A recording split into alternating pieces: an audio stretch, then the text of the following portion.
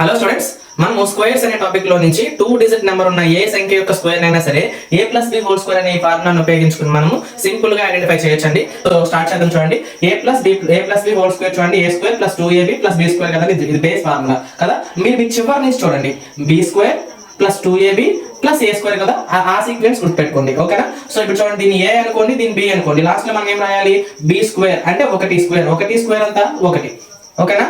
అలాగే 2ab అంటే అర్థం ఏంటి? ఏని బిని మల్టిప్లై చేసి మళ్ళీ దాన్ని 2 తో మల్టిప్లై చేయాలి, అంతే కదా. 2ab 2 1 2 2 4, సో ఎంత అవుతుంది? 4.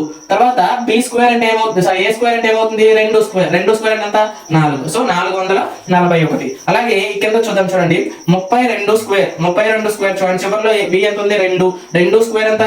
4. 2ab అంటే అర్థం ఏంటి? 2 3 6 6 12. సో 12 రెండు అంకెలు రాగానే ఏం చేయండి? ఒక అంకెని పక్కన రాసుకుని క్రాస్ చేసుకుంటాం. మనం మల్టిప్లికేషన్ లో చేస్తాం కదా, సేమ్ ప్రాసెస్ అన్నమాట. 2ab అయిన తర్వాత ఏం చేయాలి? a స్క్వేర్ అంటే 3 స్క్వేర్ అంటే 9 ఇక్కడ ఒకటి 10.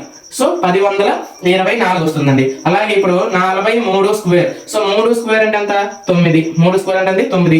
2ab దీన్ని మైండ్ లో ఉంచుకోండి. 2ab ని 2 4 8 8 3 24. సో 24లో సో 4ని కట్ చేసి మనం ఇక్కడ రాసుకుంటాం. 4 4 16 16 2 18 18 89 ఆన్సర్ అన్నమాట. సో ఇదే విధంగా మీరు 54 స్క్వేర్ ని చేసి తెలిస్తే ఆన్సర్ ఇక్కడ కామెంట్ చేయండి. నెక్స్ట్ చాప్టర్ మనం కలుద్దాం. Thank you.